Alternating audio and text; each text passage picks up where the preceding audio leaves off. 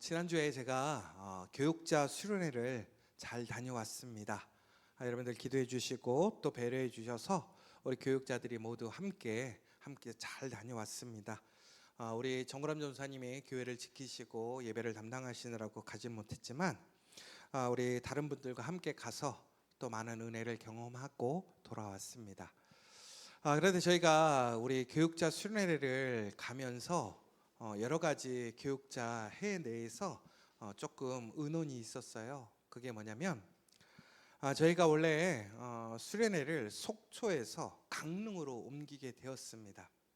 그래서 숙소도 속초에 있었고 모든 행사를 속초에 진행하다가 속초가 좀 더 머니까 강릉으로 갑시다 라고 해서 중간에 바꾸게 되었는데, 그런데 여러분들이 요즘에 뉴스에서 보시는 것처럼 강릉에 물이 계속 모자라서 식수가 제한으로 이렇게 막히게 되고 많은 어려움을 겪고 있다, 이런 이야기를 듣게 된 거예요. 그래서 교육자의 임원들이 고민이 생긴 거예요. 이것을 강릉으로 가야 될 것인지 아니면 우리가 장소를 또 옮겨야 될 것인지.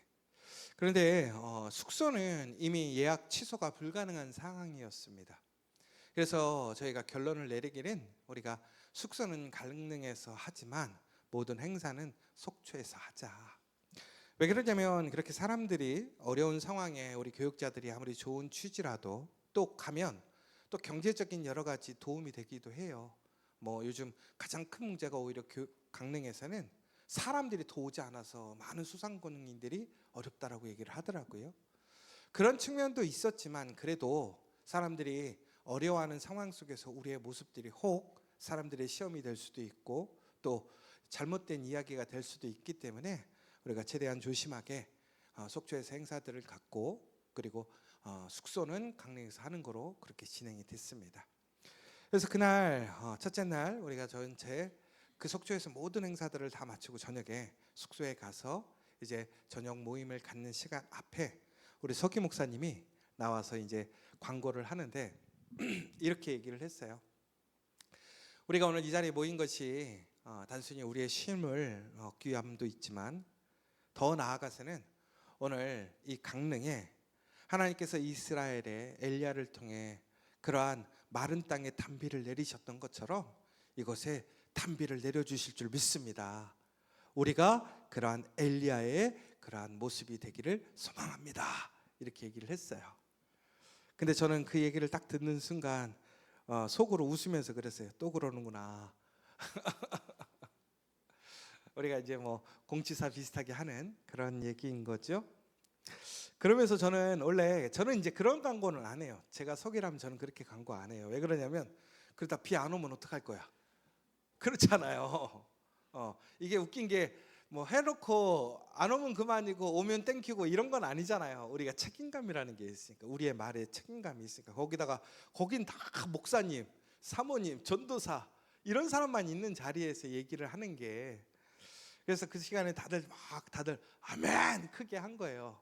근데 저는 그러면서 속으로 그랬어요. 안 오면 대박이다. 근데 놀랍게도 이번 주에 이틀 동안 비가 와서 큰 해갈은 안 됐지만 그래도 위험 수위를 넘겼다, 이런 얘기를 들었어요. 그래서 교육자의 게시판에 우리가 엘리야가 되었습니다 뭐 이런 얘기도 나오고 할렐루야 아멘도 나왔는데 제가 이제 그걸 보면서 웃었어요, 저는. 그런데 한편으로는 좀 생각해 봤어요. 제가 그날 웃었다고 그랬잖아요. 또 시작이네. 그런데 여러분, 우리가 그렇지 않습니까? 하나님은 우리는 불가능이 없으신 분이라고 얘기해요. 그런데 우리 그렇습니까? 저도 저를 돌아보는 거예요. 그렇다고 해서 여러분 아무 때나 하나님 얘기하면 안 돼요. 거기에는 분명히 책임이 따른단 말이에요. 하나님의 이름을 망령되이 일컬으라고 하지 말라고 되어 있잖아요. 그런데 저는 스스로를 좀 돌아보면서 우리가 정말 그 믿음을 가지고 살아가는가? 정말 하나님의 이름이 불가능이 없고 또한 우리의 그 마른 땅에 단비를 내리시고 그 문제를 해결하시고 엉클어짐을 다시 세우시는 하나님을 믿고 있는가? 여러분, 하나님은 모든 것을 새롭게 하실 수 있는 하나님이십니다. 오늘 이 시간 그 하나님을 기억하시고, 오늘 이 시간 또한 말씀을 통해 주시는 그 말씀을 하나님의 말씀으로 담대히 믿고 소망하시는 우리 믿음의 성도 되시기를 간절히 축원합니다. 오늘 저희가 새로운 말씀의 시리즈를 시작합니다. 우리가 지난주까지는 우리 야곱의 12아들들에 대해서 함께 이야기를 나눴습니다. 오늘부터는 우리가 예수님의 12명의 제자들, 그리고 플러스 알파 예수님의 새로운 제자까지 이야기를 나누려고 합니다. 이 예수님의 제자들을 생각해 보시면요, 여러분, 예수님의 제자들은 특별한 사람들이 아니었습니다. 면면을 살펴보면 매우 평범하고, 오히려 그 시대에 사람들에게 인정받지 못하고 더 부족하고 연약하고 많은 약점을 가지고 있던 사람들이었습니다. 그런데 예수님은 그 한 사람 한 사람을 부르시고 예수님의 제자로 삼으셨습니다. 무엇보다 그들은 예수님을 배신했습니다. 예수님을 부인하고 예수님을 다 떠나가 버렸습니다. 그러나 예수님은 끝까지 그들을 포기하지 않으셨고 그들을 다시 부르셨습니다. 그래서 그들이 버려진 돌이 아니라 거룩하고 존귀한 머릿돌이 되게 하셨습니다.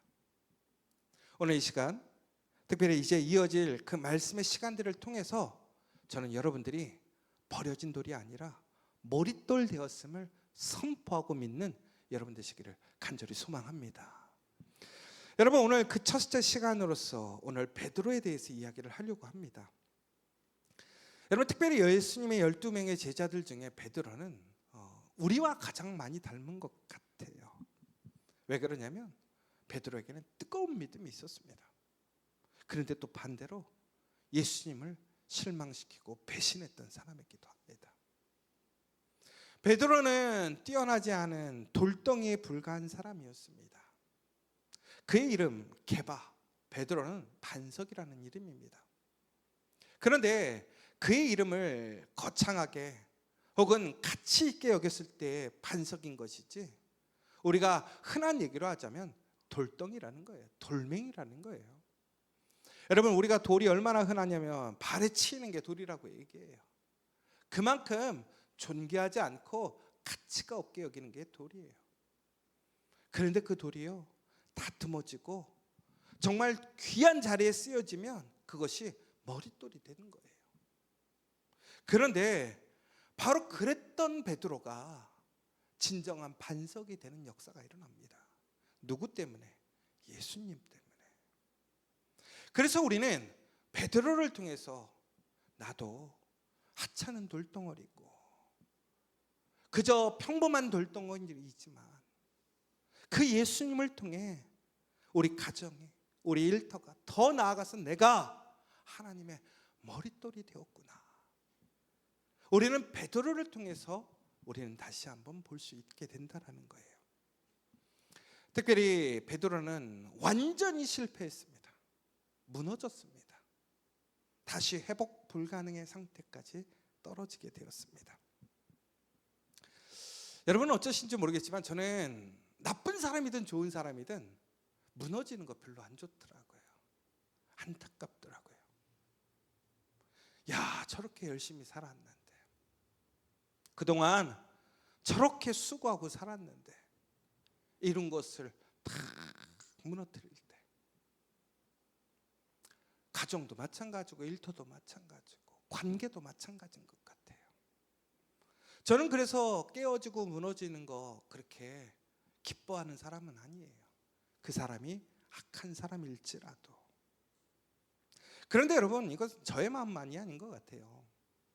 우리는 실패에 열광하고 실패를 환호하고 실패를 좋아하는 사람 별로 없습니다.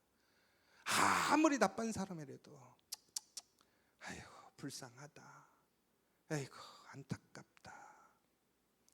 왜 그렇죠? 우리 스스로가 그것이 보이는 거예요.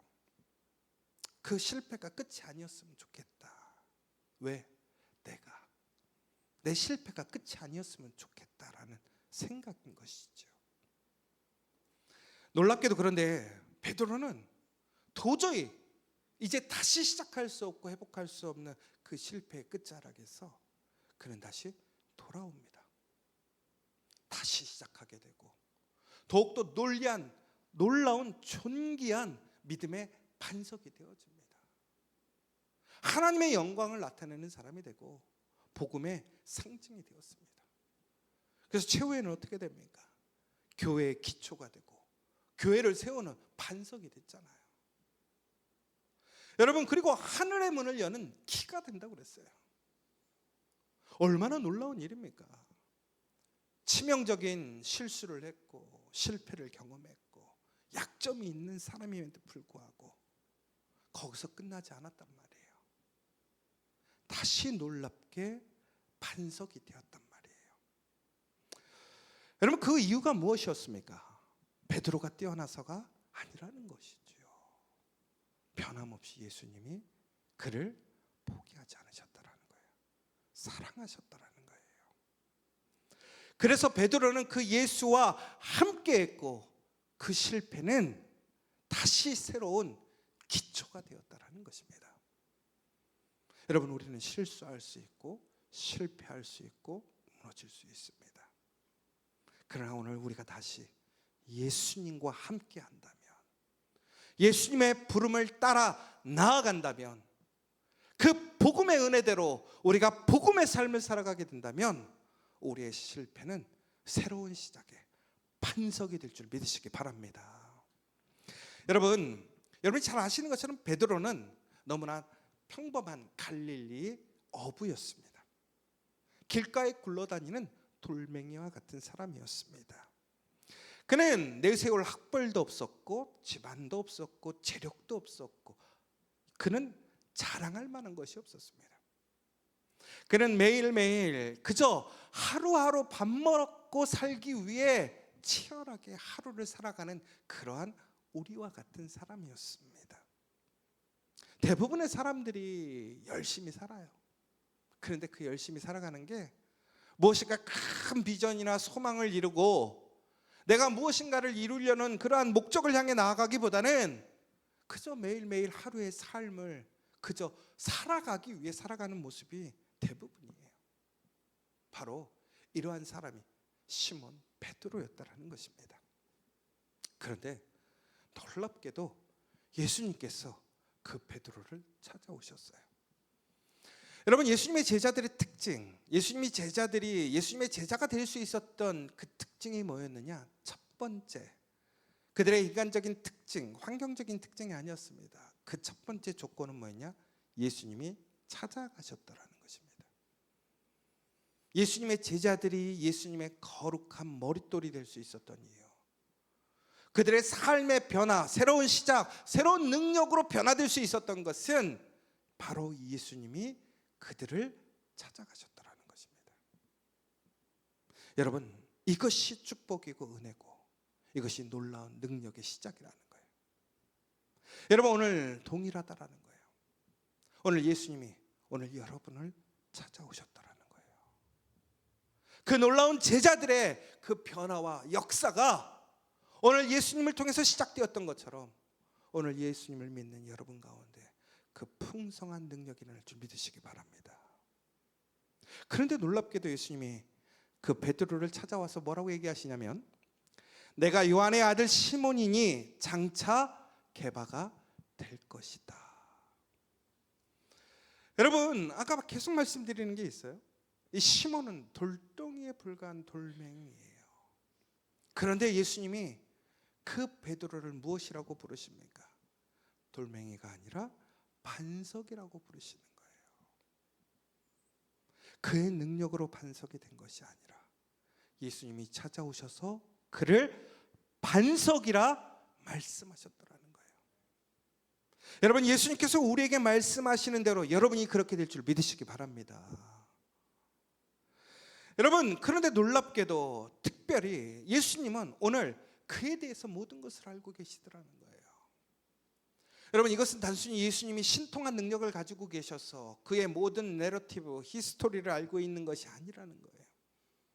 예수님께서 베드로를 선택하시고 그를 사용하실 계획을 세우셨다라는 거예요. 그가 누구인지 알으셨다라는 거예요. 여러분, 새로운 나라의 대통령이 바뀌면 이제 함께 일할 사람들을 새로 뽑습니다. 그런데 자신이 알고 있는 사람 그냥 세우는 게 아니에요. 그 사람들을 세울 때에 철저히 뭘 합니까? 신원조회를 해요. 그 사람의 부모님은 누구고, 그의 재산은 얼마나 있고, 그의 환경은 어떤지를 다 조사해서 그가 국정의 운영을 하는 데 있어서 문제가 되지 않고 감당할 수 있는 사람을 추려내는 거예요. 그런데 오늘 보세요. 예수님은 게바를 그렇게 선택하셨다라는 거예요. 그런데 여기서 우리가 전제되어지는 건 뭐예요? 게바에게는 그런 능력이 없었더라는 거예요. 그런데 예수님께서 그 게바를, 그 베드로를 반석으로 사용하실 계획으로 그렇게 그에게 능력 주시고자 그를 찾아오시고 그를 지명하셨다라는 것입니다. 예수님이 우리를 부르신다라는 것, 예수님이 우리에게 구원의 은혜를 주셨다라는 것은 단순히 그 은혜로 멈추는 것이 아니라 바로 예수님께서 여러분들을 그런 놀라운 사람으로 세우시고 이끌어 가실 거라는 사실입니다. 그 증거가 베드로였다라는 거예요. 여러분, 베드로가 처음 예수님을 만났을 때를 생각해 보세요. 베드로는 그 삶에 쩔어져 있었어요. 그래서 오늘 고기를 잡지 못하면 그는 굶주려야 하는 거예요. 날이 새도록 고기를 잡으려 했지만 고기를 잡지 못하다가 우연히 예수님을 만났는데 예수님이 갑자기 그 이른 새벽에 그물을 내리라고 했지요. 베드로는 그때 그 말씀에 순종했어요. 그러자 놀랍게도 배가 가라앉을 만큼의 놀라운 물고기가 잡히는 것을 보게 됩니다. 그런데 그때 베드로가 무엇이라고 얘기합니까? 야, 나 봉 잡았네. 야, 저 사람은 절대로 놓치면 안 되겠네라고 얘기하지 않았단 말이에요. 뭐라고 얘기했느냐? 주여, 나를 떠나소서. 나는 죄인이로소이다. 여러분, 그가 오늘 그의 그물을 채우지 못하면 그와 그의 사랑하는 아내, 그의 가족은 굶주려야 돼요. 가장의 본분을 감당하지 못하는 거란 말이에요. 참담한 상황이란 말이에요. 그런데 그 그물을 가득 채웠단 말이에요. 한 번도 채워보지 못한 만큼 가득 채워서 그 배가 채워지지 않는 만큼. 그런데 그는 예수님을 만나자 두려운 거예요.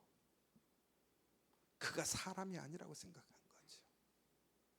신령한 능력을 가진 사람이라고 생각한 거예요. 자신은 죄인인 것을 알고 있는 거예요. 그러니까 나를 떠나시라고 얘기하는 거예요. 여러분, 우리가 예수님을 만나면 기쁠 것만 같죠. 행복할 것만 같죠. 그런데 오히려 우리는 예수님을 만날 때 이런 두려움이 생기는 거예요. 나는 내가 누군지를 아는 거니까. 내가 얼마나 인간적이고, 내가 얼마나 욕심이 많고, 내가 얼마나 믿음이 없고, 내가 얼마나 이기적이고, 내가 얼마나 세상적인지 나는 아니까. 내가 돌덩이 같은 내가 어떻게 저런 사람과 어울리겠어? 우리가 사람들한테 가끔씩 그럴 때 있잖아요. 야, 사람은 끼리끼리 다니는 거야. 그런데 나는 그 사람이 안 되는 거예요. 여러분, 그런데 놀라운 것은 베드로가 반석이 되었어요. 사람들을 변화시키는 놀라운 설교자가 되었어요. 병을 고치고 보지 못하는 사람의 눈을 뜨고 귀신 들린 사람을 쫓아내고 안진뱅이를 일어나키고. 여러분, 그런데 그런 돌덩이 같은 베드로가 누구를 통해서? 예수님을 통해서 그런 사람으로 변화된 거예요. 여러분, 예수님이 우리에게 찾아오셨을 때 내가 과연 예수님과 함께 할 수 있는 사람인가? 예수님의 능력이 과연 나 같은 사람에게도 임할 수 있는가? 우리는 의심하고 두려워할 수 있어요. 그러나 여러분, 예수님이 베드로에게 무엇이라고 얘기하셨습니까? 너가 지금까지는 물고기 낚는 어부였지만 내가 너를 사람 낚는 어부가 되겠다라고. 여러분, 오늘 예수님이 오늘 우리에게 찾아오셨다라는 것은 내가 지금까지 살아오지 못했던 나의 삶에 어쩔 수 없이 살아왔던 그 삶의 모습이 아니라 이제는 하나님의 목적, 하나님의 계획 안에서 놀라운 사람 낚는 어부가 되게 하시겠다라는 거예요. 오늘 그 예수님을 믿으시고 따라가시기 바랍니다. 그런데 놀라운 것은요, 여러분, 우리는 예수님 만나면 모든 게 변할 것 같아요. 내 일도 바뀌고 내 집도 바뀌고 내 환경도 바뀌고 내 통장도 바뀌고 다 가득 채워지고 좋은 사람만 세워지고 문제는 하나도 없고 평안하고 좋은 사람들만 있고 나 칭찬하고 나 좋아하는 사람만 옆에 있을 것 같죠. 근데 놀랍게도 예수님이 뭐라고 그랬냐면 베드로한테 너는 이제 위대한 강연자가 될 거라고 얘기하지 않았어요. 뭐가 되겠다고요? 사람 낚는 어부가 되게 하겠다. 어부에서 벗어나지 못해요. 여러분, 우리는요 가끔씩 내 삶이 지긋지긋하고 어렵다 보니까 이 자리를 떠나고 싶어. 내가 하는 일 그만하고 싶어. 근데 놀랍게 예수님은 오히려 그것을 통해서 하나님의 놀라운 일들을 이루시는 그 열매가 달라지게 하시는 일들을 보게 하더라는 거예요. 여러분, 그래서 우리는 가끔씩 이렇게 얘기하거든요. 나 예수님 믿고 예수님께 기도하는데 왜 나는 계속 이러고 살아야 돼요? 나는 집에서 주구장창 살림만 해야 되고 나는 일만 해야 되고 나는 맨날 통장이 비어가지고 맨날 말일날 돈에 쪼들려야 되고 또 나는 왜 이렇게 불편한 사람들과 계속 살아가야 되고. 그런데 놀랍게도 예수님을 만나면 그 열매가 달라지는 거예요. 결과가 달라지는 거예요. 동일한 삶, 동일한 모습이지만 끝이 다른 거예요. 이게 바로 복음의 능력이라는 거예요. 여러분, 오늘 우리가 기도해야 할 것은 지금 단순히 내 가정을 바꾸거나 내 일을 바꾸거나 내 통장을 바꾸는 것에 포커스가 들어가는 게 아니란 말이에요. 오늘 나를 통해서 하나님께서 어떻게 하나님의 거룩한 일을 하실 것인가를 우리는 소망해야 한다는 거예요. 바로 그때 변화가 시작되어지고 능력이 일어나는 거예요. 여러분, 바로 이때 베드로는 믿음의 사람으로 변화되기 시작합니다. 여러분이 잘 아시는 것처럼 이 베드로는 놀라운 믿음의 증거를 우리에게 보여줘요. 가장 대표적인 예가 바로 예수님이 제자들을 먼저 배를 태워 보내셨을 때 갑자기 풍랑이 일어나게 되었습니다. 그때 예수님께서 물 위를 걸어오시면서 그 풍랑을 잠잠케 하시는 모습들을 보게 되죠. 그런데 그때 그 배 안에 있던 모든 사람들은 두려워 떨고 있었어요. 그런데 한 사람 베드로는 자신들을 향해 물 위를 걸어오시는 예수님을 바라보며 무엇이라고 했죠? 저도 물 위로 예수님께 가게 해달라고 얘기합니다.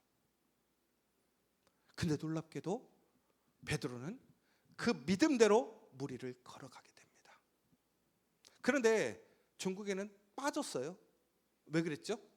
의심했어요. 그래서 사람들은 베드로가 믿음 없는 사람이다라는 얘기를 해요. 의심에 대해 포커스를 설교하기도 해요. 그런데 예전에 오카노 목사님이 이런 설교를 했었어요.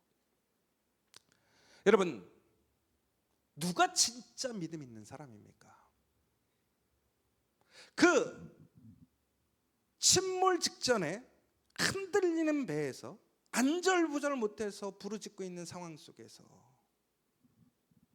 비록 지금은 안전한 것 같지만 그들이 너무나 두려워하는 그 자리에 그저 머물러 있는 사람들과 예수님께서 그들을 향해 나오실 때 불가능하고 도저히 이해될 수 없는 그 상황이지만 예수님을 향해 나아가는, 그 무리를 걷는, 발을 내디딜 수 있는 믿음, 진짜 믿음이 누구냐 이거예요. 담대한 믿음이 뭐냐 이거예요. 여러분, 바로 그 믿음의 증거가 됐던 사람, 그 담대한 용기 있는 믿음의 모습을 보여줬던 사람이 누구냐? 베드로였단 말이에요. 저는 이 이야기를 들으면서 또 말씀을 묵상하면서, 여러분, 우리의 믿음에 우리는 항상 우리가 생각하는 규격, 결말을 보기를 원해요. 여러분, 믿음은 우리가 하나님을 믿는 거지 우리의 결과나 프로세스를 믿는 게 아니란 말이에요. 바로 그렇게 믿음으로 나아가게 될 때에 우리는 놀라운 하나님의 은혜를, 능력을 체험할 수 있는 것이죠. 더 나아가서 나중에 베드로가 오직 12명의 제자 중에서 유일하게 예수님을 하나님의 아들로 고백하는 모습을 보게 돼요. 주는 그리스도시요 살아계신 하나님의 아들이십니다.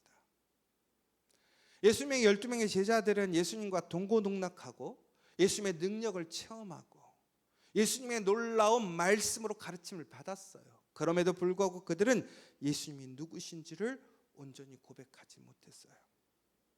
그런데 베드로만은 예수님이 누구신지를 분명하고 확신에 차게 고백할 수 있었던 사람이었습니다. 그러자 예수님께서는 그 베드로에게 이런 말씀을 하셨지요. 이 반석 위에 내 교회를 세우고 내게 천국 열쇠를 주리라. 결국에는 교회가 베드로의 반석 위에 세워집니다. 그래서 여러분이 잘 아시는 것처럼 카톨릭의 제일 우리 기초 시작이 누구냐? 베드로예요. 교회의 시작은 베드로였단 말이에요. 더 나아가서는 그에게 천국 열쇠, 키맨이 되게 하셨다라는 거예요. 그러니까 그의 믿음이 얼마나 담대했는지, 뛰어난 것인지 우리는 볼 수 있는 것이지요. 그런데 그에게는 그런 모습만 있었던 것이 아니에요. 아마 우리가 이런 모습만 보면 야, 나는 베드로와 같은 믿음 도저히 가질 수 없어라고 이야기할 수 있겠죠. 그런데 베드로는 그 이후에 어떻게 됩니까? 예수님께서 십자가에 달려 돌아가시는 그 첫날 그 제자들을 모아놓고 이렇게 얘기합니다. 내가 이제 십자가에서 죽을 것이다. 너희들이 생각하는 왕의 모습이 아닌 나는 너희들의 죄를 감당하는 어린 양이 될 것이다. 그런데 그때 베드로가 뭐라고 얘기합니까? 절대로 그렇게 하시면 안 됩니다. 그런 일이 일어나지 않게 하겠습니다. 여러분, 이건 어찌 보면 예수님을 사랑하는 믿음일 수도 있고 그 사랑의 표현일 수도 있죠. 그런데 이것은 자기 믿음이에요. 자기의 기준이란 말이에요. 예수님께서 십자가를 통해서 우리의 모든 죄를 감당하시고 우리를 하나님의 자녀 되게 하시는 놀라운 이 거룩한 그 구원의 역사의 길을 걸어가시려고 하는데, 그저 한 사람의 유익, 그 소수의 사람들의 권위나 권력을 세우는 것이 아니라 모든 사람들에게 하나님의 은혜, 그 구원의 역사를 일으키시려고 하시는데 그는 그것을 반대하고 이해하지 못합니다. 근데 놀랍게 그때 예수님이 뭐라고 이야기합니까? 베드로에게 사탄아 내 뒤로 물러가라. 여러분, 이 베드로가 얼마나 웃기냐면 남들이 능히 감당하지 못하는 믿음의 고백으로 믿음의 일들을 해냈던 사람이에요. 도전했던 사람이란 말이에요. 그러자 그를 교회의 기초가 되게 하시겠다고 하늘의 키를 여는 열쇠를 그에게 주겠다고 했단 말이에요. 근데 오늘 그가 무슨 얘기를 들어요? 야, 이 사탄아. 저는 그것을 보면서 베드로가 우리의 모습 아닙니까? 여러분, 여기에 있는 여러분들 중에 베드로와 정량적으로 따지자면 그 믿음의 높고 낮음, 도전함의 낮고 낮음은 있겠지만 그런 뜨거움과 믿음의 고백질이 있지 않습니까? 저는 여기에 계신 저희 성도님들 그런 믿음의 사람들이라고 생각해요. 놀라운 사람들이에요. 왜? 오늘 이 자리 예배 드리고 있는 것이 그 증거예요. 여러분의 삶 속에서 믿음의 삶을 살아가는 것이 그 증거란 말이에요. 그런데 또한 나는 오늘 베드로처럼 예수님 앞에 사탄과 같은 역할을 하고 있지 않습니까? 내 생각, 내 기준, 내 원함으로 예수님의 뜻보다는 교회를 무너뜨리고 교회를 혼란케 하고. 여러분, 그런데 그러한 사람이 중국에는 어떻게 되었습니까? 마지막 예수님이 잡히시던 날 밤에 그는 이렇게 강조합니다. 주님, 다른 사람은 다 주님 버려도 나는 결코 버리지 않아요. 나는 다른 사람과 달라요. 나는 달라요. 우리 이렇게 얘기 잘하지 않습니까? 나는 달라요. 나는 다른 사람하고 달라요. 나한테 잘하세요. 그런데 예수님이 뭐라고 그랬죠? 닭 3번 울기 전에 너 나 3번 부인할 거야. 절대 안 그런다고 그랬어요. 근데 베드로 어떻게 되었습니까? 닭 3번 울 때 난 모른다고, 나 예수님과 같이 다닌 적 없다고, 그 패거리 아니라고. 그리고 마지막으로 3번째 부인할 때는 맹세까지 했어요. 나는 맹세코 예수를 몰라요. 근데 아까 뭐라 그랬죠? 맹세코 나는 다른 사람들처럼 부인하지 않을 거예요. 베드로의 인생을 보면 항상 역설적이게 두 모습이 동일하게 오버랩돼요. 그런데 한편에서는 믿음의 모습, 한편에는 믿음 없는 모습, 아주 극단의 모습을 동일한 상황에서 동일한 모습으로 동일하게 행동하는 모습을 보게 돼요. 여러분, 그게 우리 모습인 것 같아요. 그런데 바로 그가 마지막 닭 3번이 울리며 예수님이 베드로를 바라보았을 때 그는 철저히 무너지게 되었어요. 그리고 결국에는 어떻게 했습니까? 예수님을 떠나서 다시 갈릴리로 돌아가게 됐어요. 그가 갈릴리로 돌아갔을 때 그의 삶을 한번 생각해 보세요. 어땠을까요? 아마도 예수님을 만나기 전보다 더 피폐해지고 우울하고 소망 없는 삶을 살았을 거예요. 그전에는 삶에 쫓겨서 소망이 없었어요. 그런데 그는 소망을 갖고 능력이 있다가 그것을 잃어버리고 그 자리로 다시 온 거예요. 처음에는 그러려니 하고 살았어요. 그냥 살았단 말이에요. 그런데 지금은 그냥 살 수가 없는 거예요. 왜? 그 맛을 보았으니까, 능력을 체험했으니까. 그런데 그것을 다 잃어버린 거예요. 누구 때문에? 나 때문에. 그런데 안타까운 것은 그가 그러한 실패감으로 돌아가서 그 실패감에 그저 그런 감성적인 것만 몰려있던 게 아니란 말이에요. 오히려 그는 그의 능력마저도 잃어버렸어요. 그는 어부였어요. 물고기 잘 잡는 어부였단 말이에요. 그런데 그가 돌아가서 그의 배가 텅텅 비는 거예요. 그의 그물에 물고기를 채워넣지 못하는 거예요. 옛날에는 밥벌이라도 했어요. 근데 지금 밥벌이도 못해요. 거기다가 그의 자존감은 완전히 철저히 밑바닥으로 떨어졌고 실패했고 배신했고 죄책감은 그냥 가득 차 있단 말이에요. 근데 거기다가 돈도 못 벌어요. 옛날 하던 일인데. 근데 놀랍게 예수님이 부활하셔서 베드로를 찾아갑니다. 어디로? 그가 그물을 던지는 현장으로. 예수님이 처음 만날 때를 기억하시죠? 베드로가 그렇게 잘 낚는 사람이다. 그날 못 올리고 있었거든요. 그런데 그는 실패해서 이제 능력도 잃어버린 하찮은 어부가 되어서 그물을 던지고 있는 거예요. 던져도 빈 그물만 오는 거예요. 우리 그럴 때 있잖아요. 무너졌는데 실패했는데 아무리 애써도 채워지지 않는 거예요. 그물이 채워지지 않는 거예요. 얼마나 답답해요. 먹여 살려야 되는데. 그런데 가끔씩 이런 생각이 드는 거예요. 아휴, 죄값이야, 죄값. 그런데 갑자기 예수님이 나타나셔서 예전과 똑같이 오른편에 금을 던져! 그랬더니 베드로가 참 신기한 게 또 던져요. 베드로는 참 이게 놀라운 거예요. 그랬더니 어떻게 됐어요? 그물이 찢어질 만큼 고기가 잡혔더라는 거예요. 근데 그때 예수님의 제자들이 예수님이신 걸 본 거예요. 너무너무 놀랍고 기뻤어요. 그런데 바로 그 순간 베드로는 어떻게 했습니까? 또다시 물속으로 뛰어들어가서 주님께 달려가요. 여러분 같으면 어떡하시겠어요? 예수님께 달려가실 수 있겠어요? 내가 나쁜 놈이야. 내가 죽일 놈이야.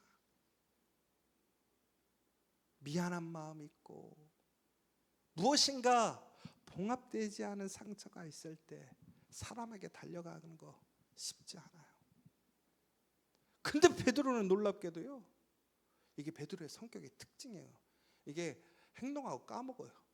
그리고 그냥 몸이 먼저 가는 거예요. 항상 머리가 생각을 하고 가는 게 아니라 몸이 가는 거야. 그러니까 이게 또 은혜예요, 여러분. 우리 자녀들 중에 몸이 앞서는 애들 뭐라 하지 마세요. 그게 은혜가 될 수 있어요.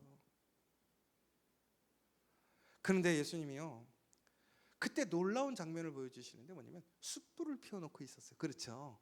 그러면서 뭐라고 그러냐면 잡아온 고기 좀 갖고 와 더, 이렇게 얘기하셨어요. 그런데 여러분 여기서 아주 중요한 포인트가 숯불이에요. 왜 숯불이냐? 여러분 이 신약 성경에 이 숯불이라는 단어가 딱 2번 나옵니다. 언제 나오냐면 베드로가 예수님을 그 가야바의 그 대제사장 앞에서, 그 집들 앞에서 부인할 때 그 숯불이 펴져 있는 사람들 앞에 앉아 있다가 너 예수 한패거리잖아, 예수 믿는 사람이잖아, 그랬을 때 어떻게 했냐면 나 아니야 라고 얘기했단 말이에요. 그때 그가 너무 춥고 마음의 심령이 무너져 있는 상황에서 그 새벽에 몸도 추워지니까 그 숯불 앞에 모여있던 사람들 주위에 갔다가 느닷없이 사람들한테 질문을 받은 거였단 말이에요. 근데 그때 베드로가 뭐라냐면 나 예수님 몰라, 나 진짜 몰라, 그리고 맹세코 나 예수님 몰라, 이랬단 말이에요. 그런데 예수님이 버젓이 그를 불렀는데 뭘 했느냐면 숯불을 펴놓은 거예요. 근데 저는 이거는 이제 성경이 없는데 베드로가 그 이후로는 숯불 근처에도 안 갔을 것 같아, 제 생각에는. 왜? 숯불만 보면 누구 생각났을까요? 자기가 예수님 모른다고 했던 생각나는 거예요. 여러분, 그래서 우리가요 꼭 실패하거나 내 아픈 상처가 있는 자리는 안 가려고 그래. 피해 다니잖아요. 사람도 그렇잖아요. 나 불편하고 싫은 사람 피해 다니잖아요. 그런데 예수님이 버젓이 숯불을 펴놓은 거예요. 여러분, 순간 베드로는 무슨 생각이 들었을까요? 오버랩 됐을 거예요. 내가 예수님을 모른다고 했던 딱 그 장면이 생각날 거예요. 그런데 오늘 그 자리에 누가 있어요? 예수님이 있어요. 그때도 그 자리에 예수님이 있었어요. 근데 그때는 뭐라고 그랬어요? 난 몰라요. 여러분, 그렇다면 예수님은 왜 그날 숯불을 폈을까? 그 아픈 상처를 다시 바꾸시는 거예요. 여기서 이렇게 놀라운 하나님의 은혜가 뭐냐면, 예수님의 은혜가 뭐냐면, 예수님은 우리의 문제의 자리에서 우리를 딱 들어서 완전히 새로운 자리로 가시는 게 아니라 우리의 삶의 문제와 상처와 아픔의 자리를 치유하시는 거예요. 실패를 다시 사랑으로, 용서로, 다시 새로운 기회로 그 숯불을 이젠 피하지 않고 살아갈 수 있게, 숯불을 통해서 건강하게 아름답게 풍요롭게 살아갈 수 있게, 평생 그 나쁜 기억에 숯불을 피하고 사는 게 아니라 숯불 냄새만 맡아도 주눅드는 게 아니라 어떤 자리에서도 당대하고 담대하게 살아갈 수 있게끔 그렇게 그를 그 자리에서 만나시고 바꾸시더라는 거예요. 더 중요한 것이 있어요. 그런데 뭐냐? 오늘 근데 예수님이 그 자리에서 숯불을 피고 그것을 그렇게 바꾸셨던 것의 핵심이 있어요. 그게 뭐냐면 여러분이 잘 아시는 예수님의 질문이에요. 예수님이 3번 물어보셨어요. 요한의 아들 시몬아, 내가 이 사람들보다 나를 더 사랑하느냐? 시몬 베드로가 누군지 아시는 거예요. 변함없이 처음에 베드로를 부르셨을 때 기억하시죠? 동일하게 예수님의 관점은 그를 보는 관점, 또한 그에게 찾아오신 목적이 변함없이 동일하신 거예요. 그런데 여기서 예수님이 3번을 물어보셨어요. 뭐였냐면 핵심이 이 사람들보다 나를 더 사랑하니, 그렇죠? 2번째 뭐냐면 내가 나를 사랑하느냐? 그러니까 첫 번째 질문은 여기 있는 사람보다 너 나 더 사랑하니? 2번째가 내가 나를 사랑하니? 3번째가 뭐냐면 내가 나를 사랑하냐? 이렇게 물어보셨단 말이에요. 그런데 우리가 이 내용을 보면 아주 아름다운 고백처럼 보여요. 그렇죠? 왜 그러냐면 베드로의 응답은 뭐였냐면 여기 보시는 것처럼 예수님이 내가 나를 더 사랑하느냐 하시니 주님 그러하나이다. 내가 주님을 사랑하는 줄 주님께서 아시나이다. 2번째도 뭐라고 되어 있습니까? 내가 주님을 사랑하는 줄 주님께서 아시나이다. 3번째도 뭐라고 되어 있죠? 베드로가 근심하여, 왜? 3번 계속 물어보시니까 근심하여 이르되 주님 모든 것을 아시오매 내가 주님을 사랑하는 줄을 주님께서 아시나이다. 그런데 여기서 아주 중요한 포인트가 있더라는 거예요. 뭐냐면 원어로 보자면 여기서 내가 나를 사랑하니? 라고 예수님께서 물어보셨을 때는 이 사랑하는 거에는 아가페와 필레오가 있어요. 헬라어에 보면 이 아가페는 뭐냐면 전적인 사랑, 하나님의 사랑을 아가페 사랑이라는 거예요. 모든 것을 다 포기할지라도 사랑하는 게 아가페 사랑이에요. 그래서 우리는 하나님의 사랑을 아가페 사랑이라고 하는 거예요. 예수님의 사랑이 아가페의 사랑이라는 거예요. 예수님이 물어보신 건 뭐냐면 너, 나, 여기 있는 사람들보다 아가페로 사랑할 수 있니? 물어보신 거예요. 그런데 중요한 건 베드로가 뭐라고 대답했어요? 네, 나 사랑합니다. 그런데 놀랍게도 아가페로 사랑합니다 고백하지 않았어요. 필레오로 사랑합니다라고 얘기했어요. 첫 번째 질문, 예수님이 네가 나를 아가페로 다른 사람보다 나를 더 사랑하니? 물어봤더니 베드로가 뭐라고 그랬냐면 주님, 나는 필레오로 예수님 사랑합니다. 필레오 사랑이라는 건 뭐냐면 인간적인 사랑, 조건적인 사랑, 한계가 있는 사랑이에요. 나는 내가 사랑할 수 있는 만큼만 예수님 사랑할 수 있어요. 예수님이 다시 물어봐요. 너 나 아가페로 사랑할 수 있니? 그러자 베드로는 또 이렇게 얘기합니다. 나는 필레오로 예수님 사랑해요. 그리고 3번째에 놀라운 변화가 시작돼요. 이 대답이 바뀌어요. 어떻게 바뀌냐? 대답이 바뀌는 게 아니라 질문이 바뀌어요. 예수님이 필레오로 물어봐요. 네가 나를 필레오로 사랑할 수 있겠냐? 근심하는 거예요. 근심하는 거예요. 베드로가. 그러더니 저는 필레오로 주님 사랑할 수 있습니다. 여러분, 우리 같으면 어떻게 대답하실 수 있겠어요? 예수님이 나에게 너 아가페로 나를 사랑할 수 있겠니? 그럼 우리가 죄짓 마당에 그런 거 따지겠어요? 무조건 뭐라고 대답해야 돼요? 아가페로 사랑합니다라고 해야 될 거 아니에요. 그런데 이놈이 정신 못 차리고 계속 뭐라고 사랑한다 그러는 거예요. 필레오로 사랑한다라는 거예요. 뭐예요? 너 나 사랑할 거야? 그랬더니 조건적으로 사랑할게요. 여러분 자녀에게 물어보세요. 너 나 사랑해? 그러면 아빠 사랑해. 그런데 너 하늘만큼 땅만큼 모든 거 다 사랑할 거야? 그랬더니 아니, 내가 할 수 있는 만큼만 사랑할게. 그러면 무슨 생각이 들어요? 그래, 아들놈은 필요 없어. 이렇게 생각하잖아요. 그런데 놀랍게도 예수님은 베드로의 대답을 바꾸지 않으시고 뭘 바꾸셨어요? 예수님이 질문을 바꾸셨단 말이에요. 너 그러면 네가 할 수 있는 만큼의 사랑이라도 나를 사랑할 수 있겠니?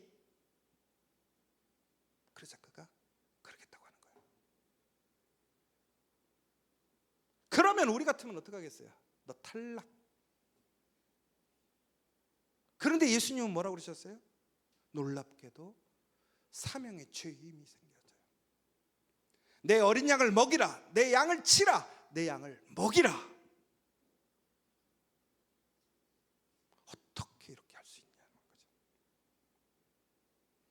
베드로, 너는 나를 버렸지만, 나를 부인했지만, 내가 너를 사랑하는 만큼 아가페로 나를 사랑하지 못하고 필레오로 사랑하지만 나는 내 교회를 너에게 맡기겠다. 하늘의 길을 주겠다라는 거예요. 여러분, 이게 복음이에요. 이게 복음. 예수님이 우리에게 원하시는 게 뭔지 아세요? 내가 너 사랑하니까 너도 나 아가페처럼 사랑해가 아니에요. 필레오라도 괜찮아? 그거를 사랑으로 인정해 주고 받아주시더라는 거예요. 오늘 왜 우리가 예수님 앞에 귀한 은혜에 참여할 수 있고 사랑의 자녀가 될 수 있습니까? 내가 아가페의 사랑을 해서가 아니라는 거예요. 내가 내 양을 치고 내 양을 먹을 수 있는 능력이 있어서가 아니라, 그럼에도 불구하고 나는 연약하고 부족하지만 나는 내 수준에서 주님을 사랑하겠습니다라는 그 고백마저도 인정해 주시고 존귀히 여기시더라는 거예요. 이게 부모의 마음이고 하나님의 마음이고 예수님의 마음이라는 거예요.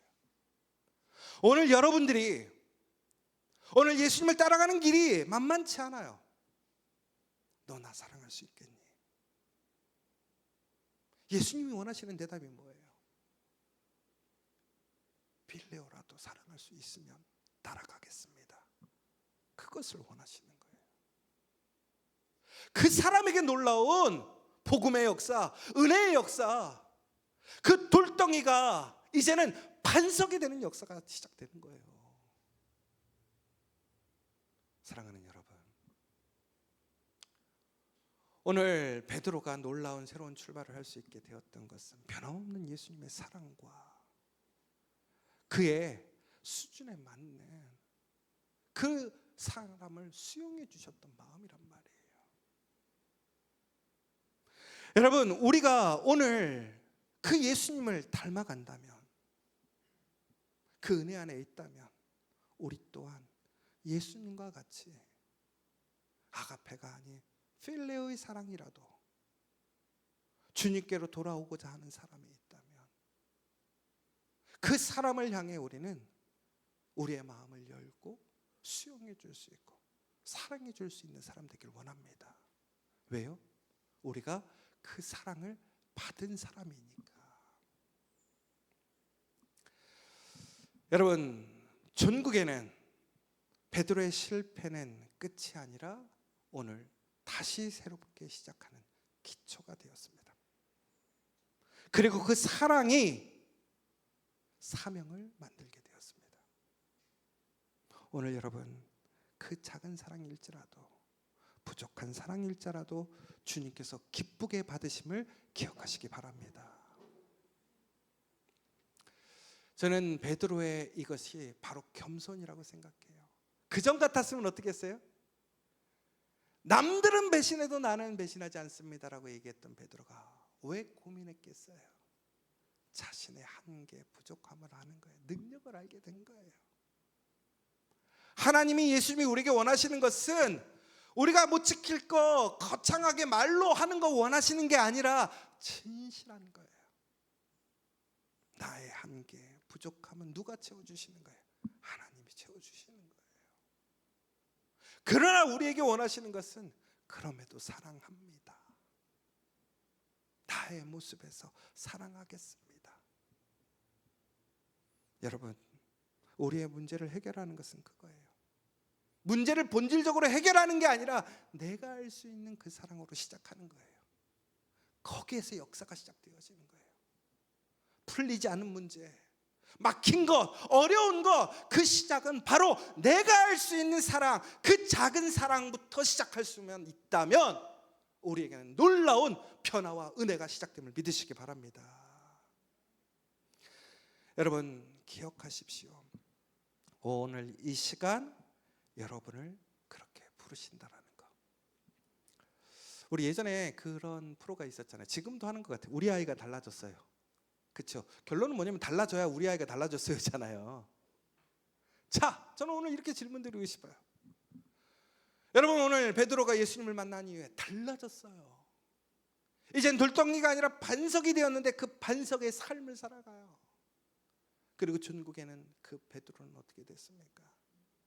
그 이방을 향해, 그리고 그 복음을 향해 끝까지 헌신하고 순교하는 사람이 되었어요. 그리고 교회의 기초가 되었어요. 하늘의 문을 여는 키가 되었어요. 여러분, 그런데 여러분 무엇이 달라졌습니까? 오늘 이 말씀을 듣고 여러분 무엇이 달라졌느냐라는 거예요. 주님이 원하시는 건 필레오라도 그 사랑을 고백하는 거예요. 그 사랑이 새로운 시작을 열어가게 됨을 기억하십시오. 오늘 이 시간 우리 공동체 안에 그 사랑이 다시 시작되기를 원합니다. 그 사랑으로 실패해도 주님께 달려갈 수 있는 베드로의 모습을 배우길 원하고, 무엇보다 회복을 돕는 사랑의 공동체가 되기를 원해요. 평생 숯불을 보고 도망가는 게 아니라 그 숯불이 다시 사랑으로 다시 그의 일상으로 돌아갈 수 있는 기억으로 바꾸는 공동체. 무엇보다 그에게 다시 한번 시작할 수 있도록 나의 기준이 아니라 우리 공동체 안에 있는 그 한 사람 한 사람의 기준에 맞춰서 그 사랑을 인정하고 용납하고 예수님의 사랑으로 나아갈 수 있도록 하는 공동체. 무엇보다 겸손히 기도로 영적으로 실패하지 않고 무너지지 않기 위해 힘쓰는 공동체. 여러분, 베드로가 이렇게 시험이 들었던 이유가, 결정적인 이유가 있어요. 뭐냐면 그가 바로 예수님이 십자가에 달려 돌아가시기 바로 그 전에 제자들을 깨워서 뭐라고 그랬냐면, 깨워서 기도해줘. 나를 위해 기도하고 너를 위해서 기도하라고 그랬어요. 그런데 성경에 보면 뭐라고 되어 있어요? 육신의 연약함으로 그들이 기도하지 못했다고 되어 있어요. 예수님은 그들이 분명히 실패하고 부인할 것을 알았기에 그 기도로 세워지길 원했단 말이에요. 그런데 기도하지 못했어요.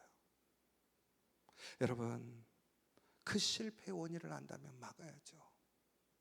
여러분, 아무리 힘들고 어려워도 기도를 잃어버리면 안 돼요. 기도할 수 있을 때 기도하는 것이 우리가 넘어지지 않는 비결임을 기억하시기 바랍니다. 마지막으로 우리의 실패를 사명으로 승화시키기 바랍니다. 여러분, 중요한 것은 실패 이후에 다시 일어나 무엇을 하느냐가 중요하더라는 거예요. 여러분, 달라지셨습니까? 무엇이 달라졌는지를 증거하는 저 여러분 되시고 그 베드로와 같이 반석 되시기를 간절히 축원합니다.